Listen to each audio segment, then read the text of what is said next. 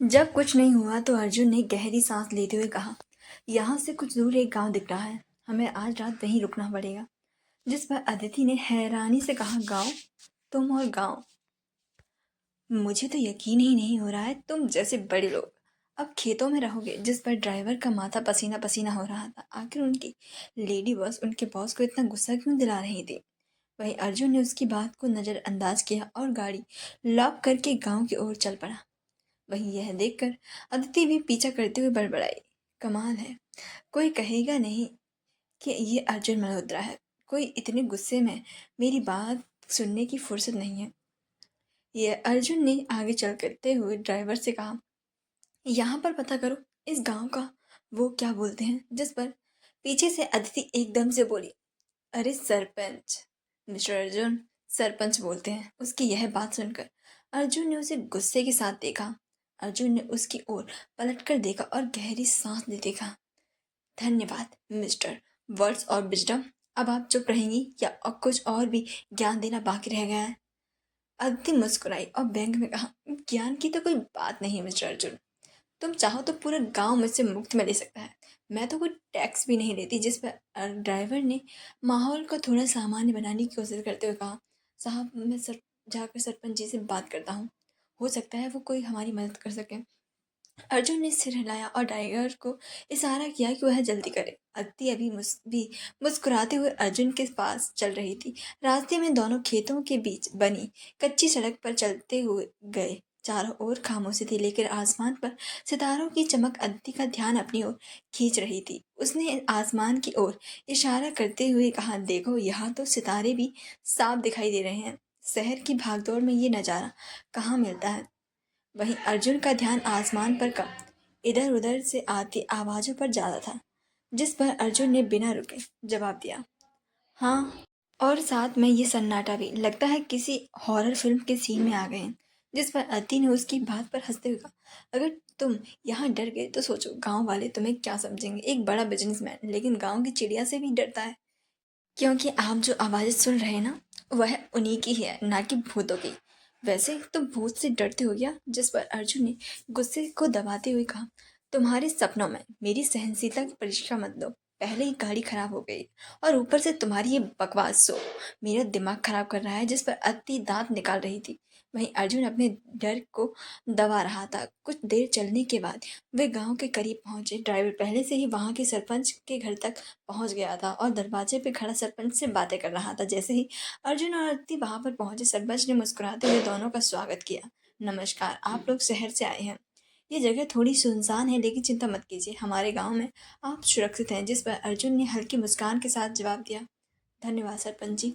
हमारी गाड़ी खराब हो गई है और इसके लिए माफ़ करना, आपको तकलीफ देनी पड़ रही है। लेकिन हमें आज रात यहाँ रुकने की जगह चाहिए। क्या आप मदद कर सकते हैं? सरपंच ने तुरंत अपनी ओर से मदद का भरोसा दिया। अरे साहब, ये तो हमारा सौभाग्य होगा कि खुद अर्जुन मल्होत्रा को मुझे सम्मान करने का मौका मिल रहा है। हमारे घर में मेहमानों के लिए एक अलग कमरा है। आप आराम से वहाँ रुक सकते हैं और आपके ड्राइवर का भी इंतजाम हो जाएगा। आप बिल्कुल भी चिंता मत कीजिए, सुबह गाड़ी ठीक कराने की व्यवस्था भी हो जाएगी। जिस पर अदिति ने मुस्कुराते हुए कहा, आप बहुत दयालु हैं सरपंच जी, धन्यवाद। फिर उसने अर्जुन की तरफ झुकते हुए कहा, देखा मिस्टर अर्जुन, आपको थोड़ी इंसानियत की सीख लेने का सही मौका है। जिस पर अर्जुन ने उसकी ओर नाराजगी भरी नजरों से देखा। जिस पर अदिति दांत दिखा दी। वहीं अर्जुन कुछ कहने की बजाय चुपचाप सरपंच के पीछे पीछे चलने लगा। सरपंच के घर पहुंचते ही अदिति ने देखा कि घर साधारण लेकिन बहुत साफ सुथरा और गर्मजोशी से भरा हुआ था। गांव की सादगी और उसकी मेहमान नवाजी अदिति को काफी आकर्षित कर रही थी। घर के औरतों ने अदिति और अर्जुन का स्वागत किया और उनके आराम के लिए चाय नाश्ता तैयार करने लगे। थोड़ी देर में सब अर्जुन के सामने था। अर्जुन को बहुत अजीब लग रहा था, लेकिन वह क्या ही कर सकता था। अर्जुन ने गहरी सांस लेते हुए खुद को शांत करने की कोशिश की। अदिति ने उसकी ओर देखकर हल्की मुस्कान के साथ कहा, देखा अर्जुन, गांव वालों का दिन कितना बड़ा होता है, इनसे कुछ सीखो। जिस पर अर्जुन ने चाय का कप उठाते हुए कहा, अदिति, अगर तुम चुप रह सको तो ये चाय शायद और भी बेहतर लगे। अदिति हंसते हुए बोली, तुम्हारे साथ समय बिताने का मतलब है हर बात का ताने सुनना। लेकिन मुझे तुम्हारे ये सख्त अंदाज भी बहुत पसंद है। सरपंच जी ने उनकी बातचीत सुनकर मुस्कुराते हुए कहा, आप दोनों की नोक-झोंक देखकर लगता है कि आपका रिश्ता बहुत ही मजबूत है। लड़ाई वही करते हैं जो एक दूसरे की परवाह करते हैं और एक दूसरे से प्यार भी। यह सुनकर अर्जुन और अदिति दोनों चुप हो गए और एक दूसरे की ओर देखकर घूरने लगे। वहीं अदिति ने मन में कहा, परवाह और प्यार दिन भर अपनी चील जैसी आंखों से डराता रहता है और साइलेंट और बोरिंग मूड में रहकर दिमाग का दही करता है। प्यार और ये महाशय हो ही नहीं सकता। वहीं अर्जुन ने अपने मन में कहा, बस 1 साल झेल लूं, फिर भगवान ही बचाए मुझे ऐसी बला से। पता नहीं फिर किसके पल्ले पड़ेगी ये आफत। फिर सरपंच जी की पत्नी ने दोनों का उनका रूम दिखा दिया। रूम ज़्यादा बड़ा नहीं था लेकिन साफ सुथरा था। वहाँ एक पीली लाइट जल रही थी। साइड में एक मटके में पानी भरा था और साइड में एक चेयर भी पड़ी हुई थी बैठने को। लेकिन अदिति जो इस चीज़ से परेशान हो गई कि वहाँ पर सिर्फ एक ही बड़ी सी खाट थी। यह देखकर उसने जल्दी से हड़बड़ाकर कहा, हो गया सियाप्पा, एक खाट और हम दोनों कैसे सो सकते हैं। वह परेशान हो गई लेकिन उसने तब तक कुछ भी नहीं कहा जब तक सरपंच जी की पत्नी ना चली गई। जैसे ही वह वहां से गई, अदिति ने जल्दी से दरवाजा बंद करते हुए कर अर्जुन से कहा, सुनो, यहाँ तो एक ही खाट है, हम दोनों रात को कैसे सोएंगे कैसे। यह सुनकर अर्जुन, जो कि कभी भी ऐसी जगह पर आया ही नहीं था, वह भी थोड़ा असहज लग रहा था उस रूम को देखकर। लेकिन आज तो उसके कंट्रोल में कुछ था ही नहीं। अर्जुन ने फोन देखा तो सिग्नल नहीं थी, जिससे अर्जुन ने गहरी सांस ली। लेकिन जब अदिति की बात सुनी तो उसने भी खाट को देखा तो वह भी परेशान हो गया। लेकिन फिर उसने जल्दी से खाट पर बैठते हुए कहा, देखो, मुझे नहीं पता कि तुम कहाँ सोने वाली हो, लेकिन इस खाट पर तो मैं ही सोने वाला हूँ, इसीलिए अपनी व्यवस्था खुद कर लो। यह कहते हुए वह उस पर लेट गया। उसे ऐसे करते देख अदिति ने हैरानी से उसे देखा और फिर गुस्से से अंगुली दिखाते हुए बोली, मिस्टर अर्जुन मल्होत्रा, तुम्हें शर्म नहीं आती चीटिंग करते हुए। कहा मैंने पहले इसकी बात की, इसलिए तुम ऐसा नहीं कर सकते। अभी के अभी खड़े हो जाओ। जिस पर अर्जुन ने एक भौहें उचकाते हुए कहा, तुमने वो नहीं सुना क्या जो बड़े बुजुर्ग कहते हैं, पहले आओ और पहले पाओ। और मैंने खाट पर पहले कब्जा जमा लिया है, इसीलिए अब ये सिर्फ और सिर्फ मेरी है। इसीलिए ड्रामा मत करो, आराम करने दो। हाँ, तुम चाहो तो फर्श पर एडजस्ट कर सकती हो। जिस पर अदिति ने गुस्से से आंखें तरीरी और पैर पटकते हुए खाट के पास आ गई। उसने उस अर्जुन को घूरते हुए कहा, तुम सच में कितने ज्यादा चालाक हो। तुम जैसे बेईमान लोगों के लिए ही कहते हैं कि मौका देखकर चालाकी करना इनकी आदत होती है, लेकिन मिस्टर अर्जुन मल्होत्रा, ये चालाकी मुझ पर नहीं चलेगी। अभी उठो वरना।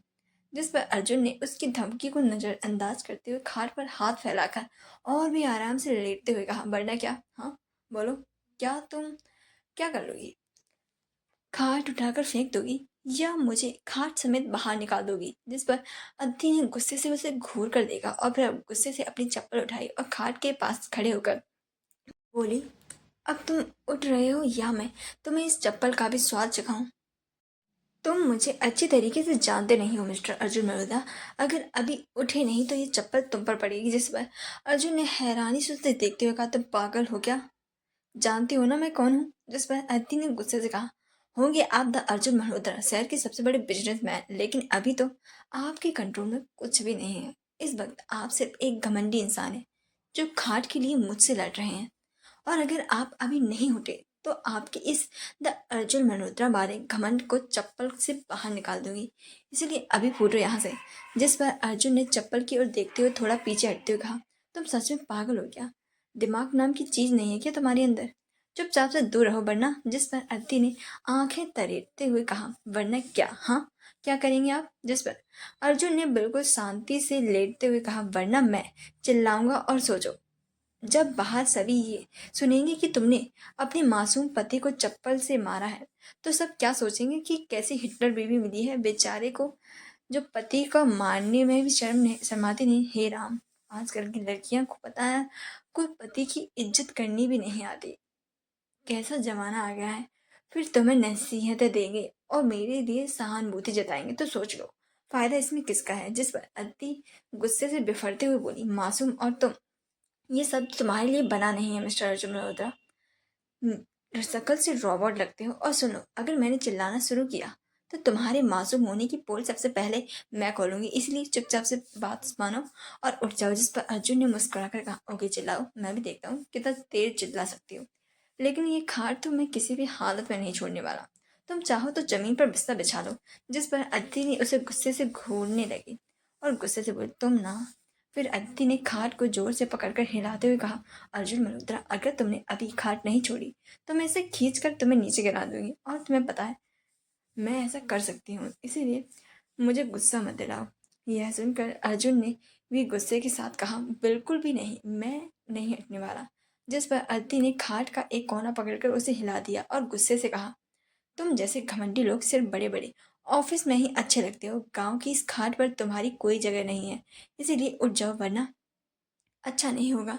जिस पर अर्जुन ने अपनी पकड़ और मजबूत करते हुए जवाब दिया, बिल्कुल भी नहीं, तुम अपनी ताकत आजमा लो, लेकिन मैं नहीं हटने वाला। जिस पर अदिति ने गुस्से से बिभरते हुए बोली, ठीक है फिर, ये मेरी नहीं होगी तो तुम्हारी भी नहीं होगी, मैं भी इसे तोड़कर दम लूंगी। यह कहते हुए उसने अर्जुन की खाट से पलट दिया, जिससे अर्जुन गुस्से से भर गया और दोनों ने खाट खींचने की पूरी कोशिश की। अदिति का चेहरा गुस्से से लाल था और अर्जुन भी पूरी ताकत से खाट को पकड़ने में लगा था। आखिरकार खाट चरमराने लगी। यह आवाज सुनकर दोनों रुक गए और दोनों ने एक दूसरे को घूर कर देखते हुए ईगो साइड करते हुए अर्जुन ने कहा, देखो ये हमारा घर नहीं है और लड़ाई करने से कोई फायदा नहीं है। अगर ये खाट टूट गई तो हमें जमीन पर सोना होगा। किसी का नुकसान मुझे बिल्कुल भी नहीं पसंद, इसीलिए इससे अच्छा है कि हम दोनों ही इस पर आधा आधा कब्जा लें। जिस पर अदिति ने भी बात को समझते हुए ठंडी सांस लेते हुए गुस्से से जवाब दिया, ठीक है, आधी खाट तुम्हारी और आधी मेरी, लेकिन मेरी तरफ पैर रखने की गलती की तो सीधी चप्पल पड़ेगी। जिस पर अर्जुन ने गुस्से से कहा, ओ प्लीज, मुझे कोई शौक नहीं है तुम्हारी तरफ पैर रखने का, ठीक है, लेकिन अगर तुम्हारे पैर मेरी तरफ आए ना तो मैं तुम्हें उठाकर नीचे फेंक दूंगा। जिस पर अदिति ने उसे घूर कर देखते हुए कहा, ओ हेलो, मुझे नींद में हिले डुलने का शौक नहीं है, समझे, मैं शांति से एक जगह सो सकती हूँ। तभी दरवाजे पर दस्तक हुई और साथ ही एक महिला की खनकती हुई आवाज आई, अरे आदित्य, अर्जुन ही नाम है ना तुम्हारा? हाँ, तो उनका नौटंकी मचा रखी है खाट पा पर। लड़ाई झगड़ा छोड़ के बाहर आओ, खाना ठंडा होएगा बाहर। पता नहीं खाट खींचने से पेट भरे कि नहीं। यह सुनकर दोनों चौंक गए और उन्होंने एक दूसरे को देखा। वहीं अदिति ने जल्दी से जाकर दरवाजा खोला। अदिति ने दरवाजा खोला तो सामने 50-55 साल की एक बुजुर्ग औरत खड़ी थी, सिर पर पल्लू डाले, हाथ में लाठी और चेहरे पर गुस्से का भाव। वह घर की बुजुर्ग सदस्य लग रही थी। उनकी नजर अदिति और अर्जुन पर पड़ी तो उन्होंने झट से उन्हें घूरते हुए कहा, का रे आदित्य, ये का चल रही है? खाना खाने की जगह खाटवा पर मल युद्ध हो रहा है। आजकल के लोगों को देख के बड़ा अफसोस होता है। न पति पत्नी के बीच झगड़ा खत्म होता है, न काम में कोई होश आए। तुम लोग खाट खींचते रहे और उधर रोटी ठंडी हो गई। यह सुनकर उधर रो यह सुनकर अत्ती को ही उनकी लैंग्वेज समझ नहीं आ रही थी। वहीं अर्जुन ने कुछ कहने के लिए मुंह खोला ही था कि बुजुर्ग औरत ने लाठी ठोकते हुए कहा, चुप रहो अजुर्बा, कुछ बोले की जरूरत नहीं। आजकल के पति लोग तो ना खुद से चैन से रहते हैं, ना दूसरों को रहने देते हैं। घर में रोटी बना के रखिए और ई जनाब यहाँ खाट पे कब्जा किए बैठे हैं। और आदित्य, तुम भी कम ना हो, बहू हो के ई धर्म कर्म लड़ाई झगड़ा के अलावा कुछ और काम ना है। यह सुनकर अत्ती ने जल्दी से कहा, दादी वो बस ऐसे ही। जिस पर दादी ने तुरंत टोका, चुप्पे, ये ऐसे ही कह के सब छुपा लोगी? अरे आदमी और औरत के बीच झोड़ा बहुत नोक-झोंक तो सही है, लेकिन यहाँ तो सीधे खाट टूटने पर आमदा हो। वो खाट किसी के बाप की नाही, तो तुम लोग अपना अपना झंडा गाड़ रहे हो, समझा तानी या नाही? जिस पर दोनों ही की बोलती बंद हो गई थी। उनकी आवाज़ें इतनी तेज और डरावनी थी कि दोनों का सिट्टी पिट्टी गुल हो गई थी। वहीं दादी ने राहत की सांस ली और हाथ नचाते हुए कहा, "का रे, अब का यहीं लाकर खा देगा? खड़े खड़े तमाशा काहे देख रहे हो? जल्दी चलो, खाना ठंडा हो रहा है, नहीं तो थाली भी सिर पर पटक दूंगी। तासो जाओ, जल्दी से खाना खाओ। जवान चलाने में ताकत खत्म कर दोगे तो रोटी निकालोगे कैसे? और एक बात कान खोल के सुन लो, अगर अगली बार खाट का कुछ हुआ ना तो लाठी खाट पर नहीं, सीधे तुम दोनों की पीठ पर चलेगी। यह सुनकर अर्जुन और अदिति ने डरते डरते सिर हिला दिया और चुपचाप खाना खाने के लिए चल दिए। दादी उनके पीछे से बड़बड़ाती रही। आजकल के लोग ना खाना खाने का सहूर है, ना ही घर में शांति। एक खाट भी सही सलामत ना ही रख सकते। अबे ई हाल है तुम दोनों का, खाट पर लड़ाई मचाए हो तो आगे का क्या होगा। वहीं अदिति ने धीरे से अर्जुन की तरफ झुककर कहा, अरे यार बड़ी खतरनाक है दादी, मेरे तो अभी भी हाथ पैर कांप रहे हैं। जिस पर अर्जुन ने गुस्से से कहा, चुप करो, तुम मुझे पिटवाना चाहती हो क्या। ये दादी सुन लेती तो फिर सीधे लाठी उठेगी तुम पर। तभी दादी की पीछे से आवाज आई, का फुसफुसाए जा रहे हो। लग रहा है अभी भी समझ नहीं आया तुम लोगों की। हर बात मेरे कान तक पहुंचती है, समझे। जल्दी जल्दी खाना खाओ वरना मैं वहीं आके थाली हाथ में पकड़ा दूंगी। अदिति और अर्जुन ने एक दूसरे को देखा और तेजी से खाने की ओर कदम बढ़ा दिए। अदिति ने धीमे से कहा, कितने अच्छे खाने यार, दूर से भी सुन लिया। एक मैं हूँ जिसे पास की आवाज भी सुनाई नहीं देती और रात को तो जैसे बेहोश हो जाती हूँ। भगवान भी जगाए तब भी ना जग सुनूं। जिस पर अर्जुन ने उसे खा जाने वाली नजरों से देखा। जिस पर अदिति ने गुस्से से चिढ़ते हुए अपने मन ही मन कहा, है जब देखो तब घूरता रही रहता है, मन करता है आंखें बाहर निकालूं। बड़ा आया समझता क्या है खुद को, नर का देवता कहीं का। पीछे से दादी ने भी सिर झटकते हुए कहा, तुम लोगों फिर से चालू हो गए। जिस पर अदिति ने सिर पीट लिया। वहीं अर्जुन गुस्से से अदिति को देख रहा था। जिस पर अदिति का रोना सा चेहरा हो गया था। जिस पर दोनों धीरे से आगे बढ़ गए। तो कैसी रात कटने वाली है इन दोनों की। जब दोनों खाना खाने पहुंचे तो गांव के सरपंच ने अर्जुन को देखकर थोड़ा झेपते हुए कहा, माफ कीजिएगा साहब, अम्मा थोड़ी कड़क मिजाज की हैं, आपको समझती नहीं है, पहचानती नहीं है, इसीलिए शायद कुछ ज़्यादा ही। सरपंच की बात अभी पूरी भी नहीं हुई थी कि पीछे से दादी की कड़क और देहाती भाषा में आवाज़ गूंजी, अरे ओ एक का बकबक लगा रखे हो, चुपचाप बैठे खाना खाएं खाते रहो। जब देखो तब कप लड़ावत रहते हो, जैसे बहुत बड़का बात हुई। यहाँ तो सब खाली पेट लीलत है, चुपचाप से खाना खाओ। दादी का खौफ इतना जबरदस्त था कि सरपंच तुरंत चुप हो गया है। उन्होंने डर के मारे अर्जुन की तरफ आंखों ही आंखों में माफी मांगी और अर्जुन ने हल्की सी मुस्कान के साथ इशारा किया, कोई बात नहीं, सब सही है। दादी ने गुस्से से चारों ओर घूरते हुए कहा, और ई बहुएं का नाटक कर रही हैं, घूंघट गिराए खड़ी रही हो कि खाना परोसी हो। का चाहत है मैं खुद परस कर लाठी देके सबके खिलावत घूमूं। उनकी तीखी नजरें बहुओं पर पड़ी तो वे तुरंत हरकत में आईं और घूंघट को और नीचे करने के बाद खाने के लिए तैयारी करने लगी। बहुओं झटपट रसोई से खाना लेकर आई और थाली परोसने लगी। अदिति और अर्जुन चुपचाप एक तरफ बैठ गए। आंटी ने अर्जुन के कान के पीछे से फुसफुसाते हुए कहा, यार ये दादी तो सच में खतरनाक है, मुझे तो अभी भी उनके डंडे का डर लग रहा है। मैं सोचती थी कि मैं ही प्रो हूँ बोलने में, लेकिन यहाँ तो दादी जी मुझसे भी ज़्यादा प्रो मैक्स हैं। सच्ची मुझे तो मज़ा ही आ गया। लगता है अगर एक बार और कुछ गड़बड़ गई तो खाट तोड़ने की बात सच हो जाएगी। जिस पर अर्जुन ने उसे घूरते हुए धीरे से जवाब कहा, शांति से बैठो, नहीं तो सच में इनकी लाठी के शिकार बन जाओगी। यहाँ ज़्यादा बोलना जानलेवा हो सकता है, समझ नहीं आता क्या तुम्हें। तभी दादी ने अपनी तेज नजरों से दोनों को देखा और गुस्से से बोली, कहाँ बुदबुदा रहे हो ई आदित्य, ठेठ काहे के फुर्सत नाही मिली कि ई काना फूसी चालू हो गई। का चुपचाप खाए के ध्यान लगाओ, नाही तो लठिया के स्वाद जगा दे मैं। यह सुनकर अदिति ने तुरंत से झुका लिया और अर्जुन को घूरते हुए धीरे से बुदबुदाई, देख लिया, तुमसे मुसीबत में डाल दिया मुझे। पहले खाट पर कब्जा, अब लाठी का डर, भगवान जाने क्या होगा। अर्जुन ने उसकी बात अनसुनी करते हुए थाली पर ध्यान दिया। उधर दादी ने सरपंच और बाकी घर वालों को डांटते हुए कहा, सब ठीक है, खातिर ई साहब लोगन के खातिर व्यवस्था करें गले हैं वाह। अब तोरी नियत सही ना हो बे त हमार बुरा कोई ना होए। और सुन बहुआ, थाली भर के परस, आधा अधूरा मत करना, शहर के लोगन के सेवा टहल सही से करवे। आदि की बात दादी की बात सुनकर बहुआ तेजी से खाना परोसने लगी। हर किसी के चेहरे पर दादी का खौफ साफ झलक रहा था। अदिति ने अर्जुन की तरफ देखकर फुसफुसाते हुए कहा, यार ये तो सच में फौज की कमांडर है, सबको कैसे डरा कर रखा हुआ है, सही में बिल्कुल भीगी बिल्ली बने हुए हैं सब। जिस पर अर्जुन ने धीमे से अदिति की ओर झुकते हुए कहा, तुमसे चुप नहीं रहा जाता क्या, हर बार कुछ ना कुछ बोलकर नया हंगामा खड़ा कर देती हो, समझ नहीं आता क्या, बस थोड़ी देर शांत रहो।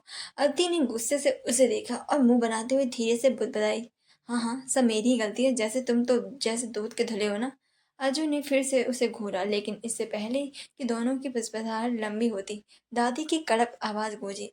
ए अर्जुनवा, इधर का बड़बड़ा मीटिंग चलता वहाँ? खाए पे ध्यान दो। इतनी बात समझ नहीं आती का तुमको?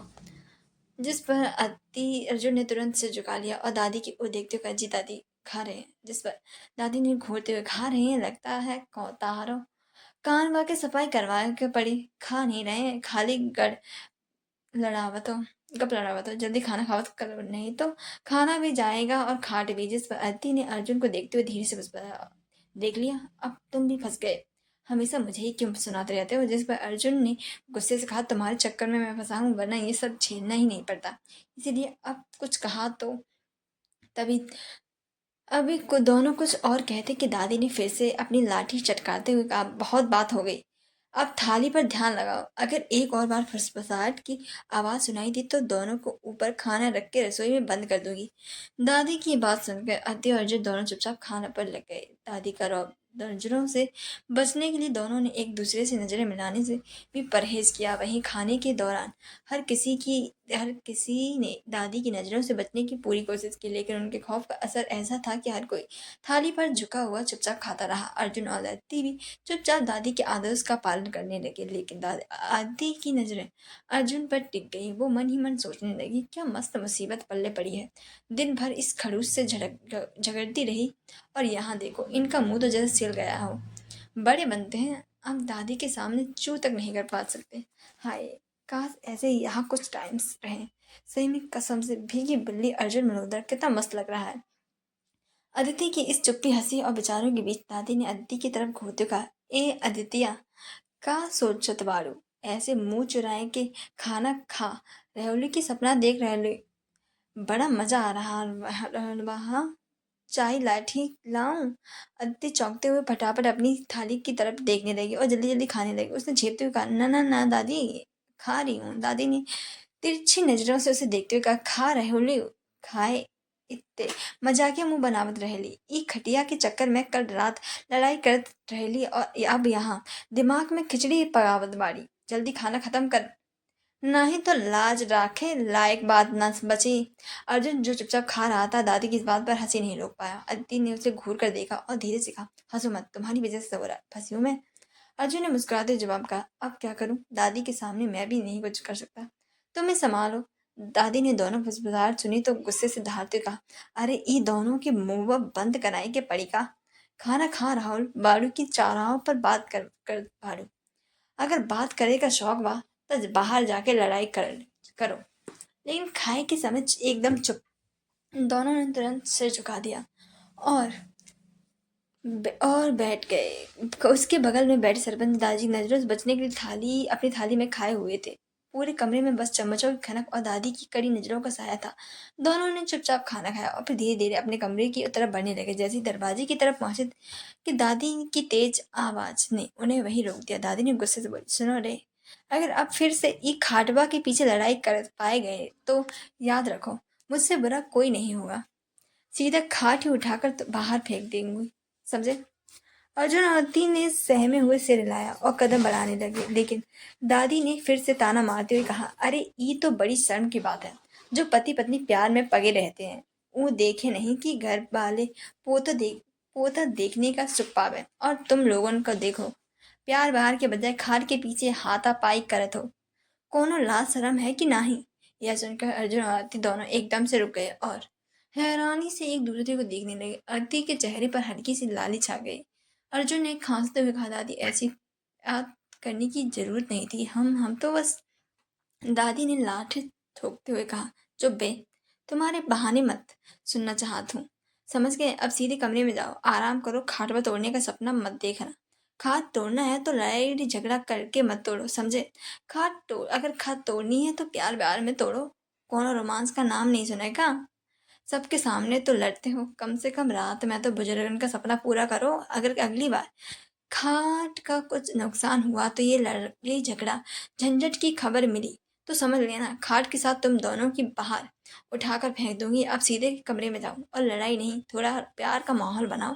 अर्जुन और आरती दोनों एक साथ बोले, जी दादी। लेकिन फिर अर्जुन और आरती ही दोनों ही शर्मिंदा हो गए। फिर दोनों तेजी से कमरे में घुस गए और दरवाजा बंद कर लिया। बाहर सब मंद मंद मुस्कुरा रहे थे, जिस पर दादी ने सबको झिड़क दिया। दादी ने सबकी मुस्कुराहट पर पानी फेरते हुए लाठी ठोक कर कहा, एक का देखत बाड़ा, हाँ सब बड़ी हंसी आवत बा।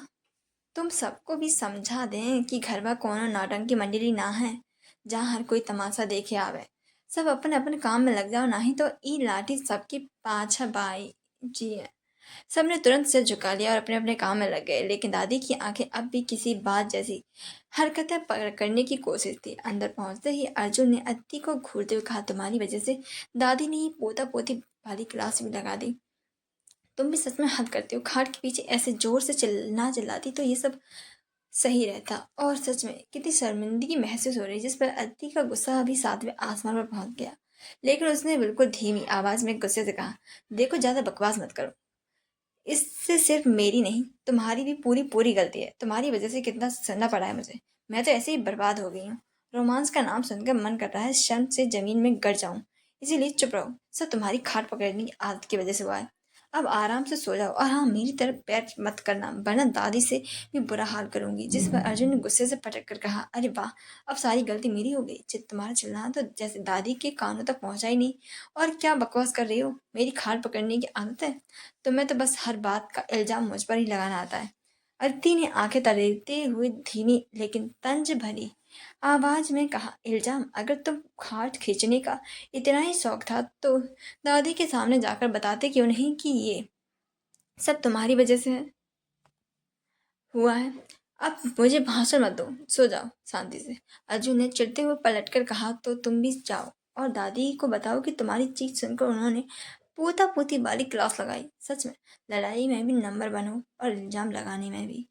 अदिति ने तकिया उठाते हुए अर्जुन को डराने की कोशिश की, और एक और शब्द बोला ना तो ये तकिया तुम्हारे मुंह पर मारूंगी, समझे? अर्जुन ने तकिया छीनते हुए जवाब दिया, अरे वाह, अब ये मारपीट का नया खेल शुरू मत करो, वरना दादी सच में खाट समेत हमें बाहर फेंक देगी। वैसे तुम्हारे इस डराने वाले अंदाज से मुझे डर नहीं लगता। अदिति ने गुस्से से पैर पटकते हुए कहा, तुमसे बहस करना भी समय की बर्बादी है। अर्जुन ने मुस्कुराते हुए तंज कसा, हाँ, और तुम्हारी हर बात सुनना मेरी जिंदगी की सबसे बड़ी बर्बादी है। यह कहते हुए दोनों एक साल देख गए। दोनों ने अपनी अपनी तरफ गुस्से से मुंह फेर दिया। वहीं बाहर दादी दरवाजे के पास से गुजरते हुए बड़बड़ा रही थे, ये दोनों का क्या करवा। लड़ाई में भी मजा लूट रहा था, लेकिन अगली बार अगर चिल्लाने की आवाज आई तो सीधे घर से बाहर मिलेंगे। हत्या और अर्जुन दोनों ही सो गए थे। तभी रात के करीबन 1 बजे अर्जुन को अपने ऊपर अचानक से किसी का हाथ महसूस हुआ। वह इतना हाई अलर्ट रहता था कि उसने जल्दी से आंखें खोल ली। सामने देखा तो अदिति बिल्कुल उसके करीब सोई हुई थी। उसका हाथ उसके सीने पर था और उसका पैर भी उसके पैर पर। यह देखकर वह इरिटेट हो गया और अनकंफर्टेबल हो गया। उसने मन में कहा, गुस्से से कहा, ये लड़की सच में मेरी जिंदगी को सिर के बल खड़ा करने वाले पर तुली हुई है। इसने कहा था शांति से सो सकती है, तो ये शांति से सोती है। सही में हद है, दिन में झगड़ा करती है और रात में ये हरकत। उसने अत्ती की तरफ झुंझलाहट भरी नजरों से देखा, जो पूरी तरह से नींद में मासूमियत से सो रही थी। अर्जुन को समझ नहीं आया कि उसे जगाए या चुपचाप सोने दे, या फिर चुपचाप सहन कर ले। लेकिन उसका गुस्सा थमने का नाम नहीं ले रहा था। उसने अपने मन में फिर सोचा, शादी करके ही मैंने सबसे बड़ी गलती की। हद है, आराम से सोने तक नहीं देती। अर्जुन ने धीरे से अत्ती का हाथ हटाने की कोशिश की, लेकिन जैसे ही उसने उसका हाथ पकड़ कर हटाया, अत्ती ने अपनी नींद में मिचमिचाते हुए उसकी ओर खींचकर खुद को और करीब कर लिया। अब अर्जुन का गुस्सा और बढ़ गया। हद कर दी इस लड़की ने, अब और करीब आ रही है। इसे लड़कों से चिपकने का शौक है क्या? थोड़ी देर बाद उसने खुद को थोड़ा किनारे किया और किसी तरह सोने की कोशिश करने लगा। लेकिन अदिति के नजदीक आने पर उसका झुंझुलाया हुआ चेहरा अब भी दिख रहा था। अर्जुन ने गहरी सांस ही ली थी कि अदिति फिर चिपक गई, बल्कि इस बार उसका साड़ी का पल्लू थोड़ा साइड हो गया और अर्जुन का हाथ अदिति की मुलायम कमर से टकराया, जिससे अर्जुन हैरान हो गया। उसकी नजरें गलत जगह जा रही थी। उसने अपनी नजरें हटाने की कोशिश की, लेकिन उसकी धड़कनें बेकाबू हो रही थी। उसकी आंखें अदिति के चेहरे पर टिक गईं, जो गहरी नींद में मासूमियत भरे भाव लिए सो रही थी। लेकिन उसकी नजरें धीरे धीरे उसके सीने की तरफ खींच गईं, जहां पल्लू थोड़ा सरक गया था। अर्जुन ने तुरंत खुद को झिड़कते हुए मन ही मन कहा, ये क्या हो रहा है मुझे? संभाल खुद को अर्जुन, ये तुम्हारी दुश्मन है, याद है ना? लेकिन उसकी सांसें तेज हो रही थी और वो खुद को स्थिर करने की पूरी कोशिश कर रहा था। लेकिन अद्दी की नज़दीकी उसकी खुशबू और उसकी मासूमियत अर्जुन को पागल बना रही थी। वह जैसे उसमें खो जाना चाहता था। लेकिन उसने एक बार फिर अपने मन को समझाते हुए धीरे से उसका हाथ अपनी कमर से हटाने की कोशिश की। लेकिन जैसे ही उसने अदिति का हाथ हटाया, अदिति ने नींद में फिर से करवट ली और इस बार पूरी तरह अर्जुन के करीब आ गई। अब उसका सिर अर्जुन के सीने पर था। उसकी गर्म सांसें सीने पर महसूस कर अर्जुन के तन बदन में आग लग गई। उसने अपना सिर तकिए पर टिकाया और अपनी धड़कनों को काबू में करने की कोशिश की। क्या मुसीबत है यार!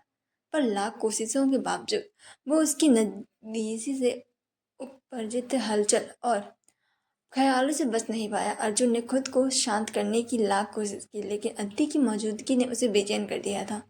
उसकी सांसें की धीमी आवाज, उसकी मासूमियत भरी गहरी नींद और उसका नजदीक होना अर्जुन के मन को भटकाने लगा। वो बार बार अपनी नजरें हटाने की कोशिश करता रहा, लेकिन उसकी नजरें अत्ती के चेहरे पर टिक जाती। अर्जुन का ध्यान अत्ती के चेहरे से हर छोटी छोटी चीज पर जा रहा था। उसके होंठ जो हल्की सी मुस्कान लिए होते, उसकी सांसें जो उसकी गर्दन के पास हल्की सी गर्माहट फैला रही थी, और उसका सीना जो धीरे धीरे ऊपर नीचे हो रहा था। उसकी कॉलर बोन से झांकती हुई पिंक ब्रा ने अर्जुन को और ज्यादा अस्थिर कर दिया। उसके भीतर एक अजीब सी खलबली मचलने लगी। उसने अपने सिर को झटका देते हुए मन ही मन कहा, नहीं अर्जुन, ये गलत है। उसे इस तरह से देखना ठीक नहीं है। पर ये लड़की, ये पागल लड़की मुझे क्यों ऐसा महसूस करा रही है? लेकिन जितना वो खुद को रोकने की कोशिश करता, उतना ही उसकी धड़कनें तेज हो जाती। उसका शरीर मानो उसकी बात नहीं सुन रहा था। वो अत्ती के करीब झुकने लगा। उसकी नजरें अब उसके होंठों पर टिक गई। अर्जुन ने खुद को संभालने की आखिरी कोशिश करते हुए अपनी आंखें बंद कर ली, लेकिन अद्दी की गर्माहट, उसकी खुशबू और उसकी मासूमियत ने उसे और ज़्यादा खींच लिया। उसने धीरे धीरे अपनी आंखें खोली और अद्दी को निहारने लगा। उसकी अंगुलियां हल्के हल्के कांपने लगी, जैसे वो अदिति को छूने की हिम्मत जुटा रहा हो। आखिरकार उसकी तमाम कोशिशें नाकाम हो गईं। अर्जुन ने धीरे धीरे अपना चेहरा अदिति के करीब लाया। उसकी सांसें तेज हो रही थी। उसकी नजरें अदिति के होठों पर ही टिकी हुई थी। वो इतनी करीब आ गया था कि वो अदिति की सांसों की गर्माहट को महसूस कर सकता था। और फिर उसने अपने होठ अदिति के होठों पर रख दिए। ये पल ठहर सा गया। अर्जुन की धड़कन इतनी तेज थी कि मानो कमरे में गूंज रही हो। उसने अपनी आंखें बंद कर ली और अत्ती की मुलायमियत को महसूस करने लगा। उसकी अंगुलियां हल्के से अत्ती की कमर पर टिक गईं। कुछ पलों तक अर्जुन ने इस एहसास को पूरी तरीके से महसूस किया, लेकिन तभी अत्ती की सांसों की लय बदल गई और अर्जुन को एहसास हुआ कि शायद वो जाग सकती है। वो तुरंत पीछे हट गया और खुद को शांत करने की कोशिश करने लगा। उसकी सांसें तेज थीं और उसके दिमाग में हजारों ख्याल चल रहे थे। ये मैंने क्या किया? अगर उसे पता चल गया तो क्या होगा? लेकिन मैं खुद को रोक ही नहीं पाया। व्हाट द हेल, ये जो हो रहा है सही नहीं है। अर्जुन खुद से ये सवाल करता रहा, लेकिन अद्दी अब भी गहरी नींद में थी। उसने अद्दी को एक बार फिर देखा और मन ही मन कहा, मुझे अपने पर काबू रखना होगा, ये सब बर्बाद कर सकता है। उसने आखिरी बार अदिति को देखा और फिर खड़ा हुआ। अर्जुन खिड़की के पास आकर रुक गया। चांदनी की हल्की रोशनी कमरे में फैल रही थी, लेकिन उसका मन अशांत था। उसने खिड़की से बाहर चांद को एकटक देखना शुरू किया, मानो अपनी बेचैनी को कोई जवाब तलाश रहा हो। उसने गहरी सांस ली, लेकिन हर सांस के साथ अत्ती की छवि और उसके नज़दीकी का एहसास और गहराने लगा। उसके माथे में एक बेचैनी थी और मन में वो पुरानी तरफ लौट आई थी, शराब और सिगरेट की तरफ। लेकिन आज उसके पास कुछ भी नहीं था, और सच कहें तो वो इन्हें पाने की कोशिश भी नहीं करना चाहता। आज उसकी बेचैनी की वजह कुछ और थी। क्या हो रहा है मुझे? क्यों मैं उसके करीब जा रहा हूँ? ये मैं हूँ या कोई और? अर्जुन ने खुद से सवाल किया। ये दूसरी बार था जब उसने होशो हवास में अत्ती के करीब जाने की हिम्मत की थी। जो पल उसको अभी अभी जिया था वो उसके लिए अजनबी था।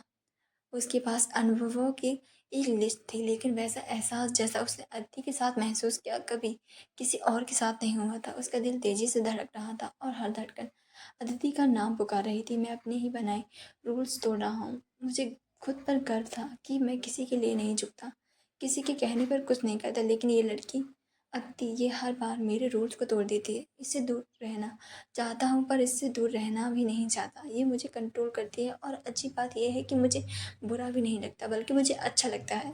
उसने खिड़की से बाहर चाँद को देखते हुए एक गहरी साँस ली। उसकी आँखों में हल्की चमक और गुस्से का अजीब मिश्रण था। अत्ती के बारे में सोचते हुए उसने महसूस किया कि वो खुद को बदल रहा है। मैं अर्जुन मल्होत्रा हूँ जिसने हमेशा अपने लिए रास्ते चुने।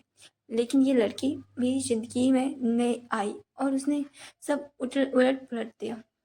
मुझे समझ नहीं आता कि ये कैसे करती है, लेकिन हर बार इसके कहने पर कुछ भी करने का दिल करता है। ये लड़की मुझे पागल कर रही है। उसकी उँगलियाँ खिड़की के सिल पर कसी हुई थीं और उसका मन उलझा हुआ था। वो एक ऐसे इंसान के रूप में बना हुआ था जिसे किसी की भी सुननी नहीं थी। लेकिन अदिति उसकी हर बात मनवाने का दिल करता था। मैं क्यों बदल रहा हूँ? क्या ये बदलाव अच्छा है या फिर मैं खुद को खो रहा हूँ? अर्जुन के मन में सवाल घूमते रहे, लेकिन इन सब के बावजूद उसने ये महसूस किया अदिति का असर उसके दिल और दिमाग पर गहरा हो रहा था। वो जो कुछ भी कर रही थी वो उसे अर्जुन की जिंदगी का हिस्सा बना रही थी। उसने चुपचाप अपनी आंखें बंद की और अदिति की छवि को अपने भीतर महसूस करने लगा। शायद यही प्यार है, उसने धीरे से खुद से कहा। तभी प्यार यह शब्द जैसे उसके भीतर किसी तूफान की तरह गूंज उठा। उसकी आंखें धुंधला गईं और उसके हाथ खिड़की की सिल पर और कस गए। उसकी आंखें आंसुओं से लाल थीं, उसका चेहरा गुस्से से लाल हो गया और वो खुद में बड़बड़ाया, नो, ये कभी भी नहीं हो सकता। मैं अर्जुन मल्होत्रा हूँ, मुझे कोई कंट्रोल नहीं कर सकता। और ये प्यार ब्यार जैसी चीज़ें मेरे लिए बनी ही नहीं है। ये सब सिर्फ कमज़ोर लोगों के लिए होता है।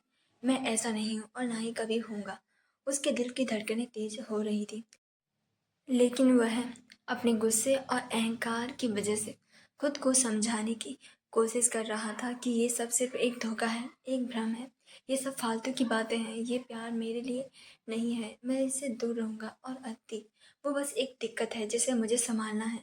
उससे कुछ ज़्यादा महसूस करने का सवाल ही नहीं होता। लेकिन जितना वो खुद को समझाने की कोशिश करता, अति की छवि उतनी ही गहरी होती जाती। उसकी हंसी, उसकी बातें, उसका हर पल, वो पल जब वो अर्जुन को चुनौती देती थी, ये सब उसकी आंखों में सामने घूमने लगा। उसने गुस्से से खिड़की से बाहर देखा और अपने बालों से पर हाथ फेरते हुए खुद को काबू में करने की कोशिश की। नहीं, ये सब एक गलती है। मैं खुद को बदलने नहीं दूंगा। ये प्यार व्यार की बकवास मेरे लिए नहीं है। मैं इससे बचूंगा हर हाल में। उसके मन में एक अजीब सी लड़ाई चल रही थी। गुस्सा, इनकार, हल्की सी स्वीकारोक्ति, ये सब भावनाएं उसे तोड़ रही थी। लेकिन अर्जुन मल्होत्रा जो उसकी ठोस दीवार थी वो अभी भी कायम थी। उसने खुद को संभालते हुए एक बार फिर चांद को देखा, मानो उसे अपने सवालों को जवाब वहाँ मिलेगा। लेकिन चांद खामोश था।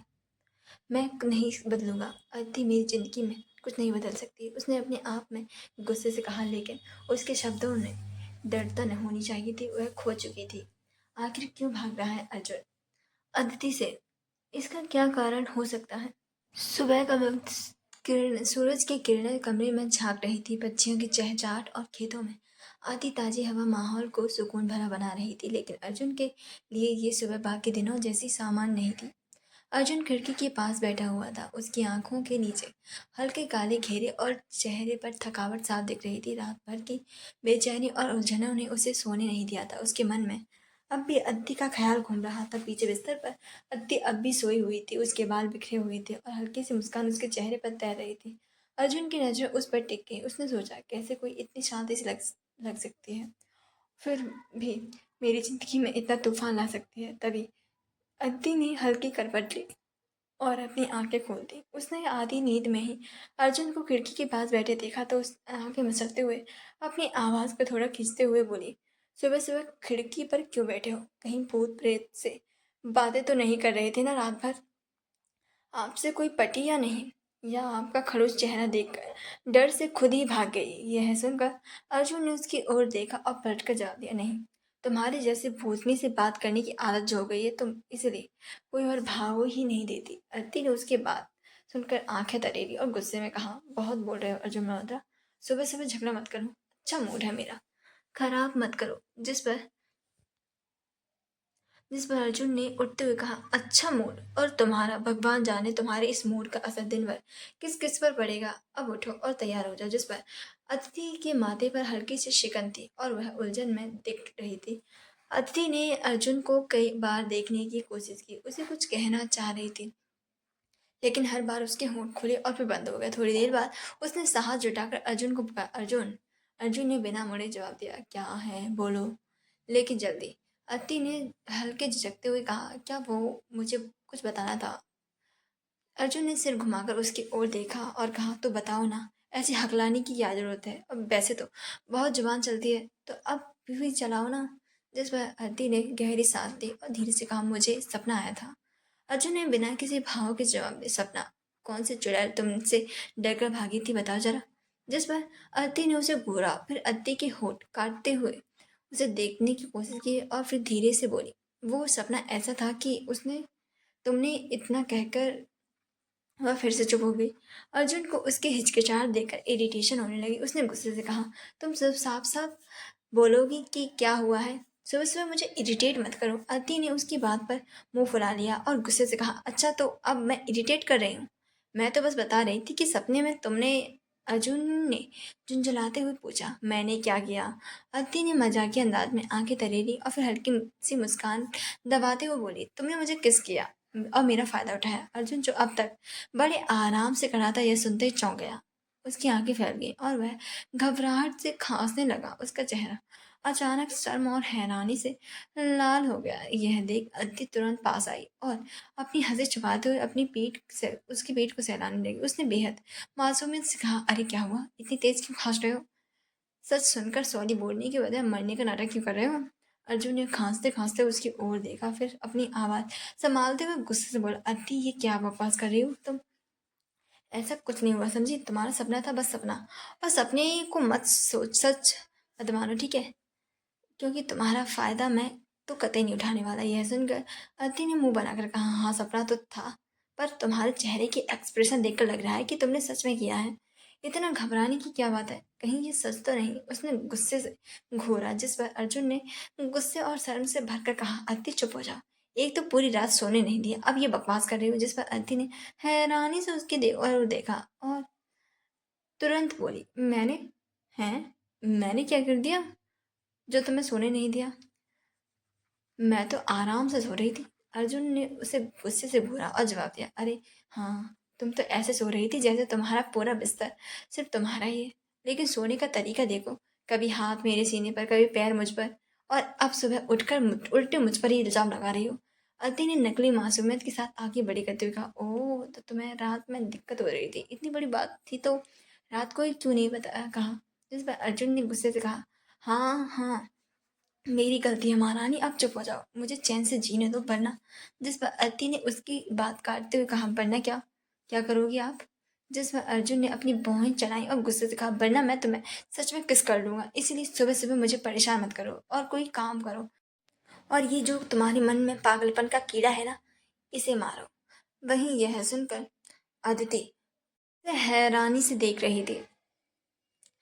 आगे की कहानी सुनने के लिए लाइक, कमेंट एंड सब्सक्राइब करें। Thank you so much.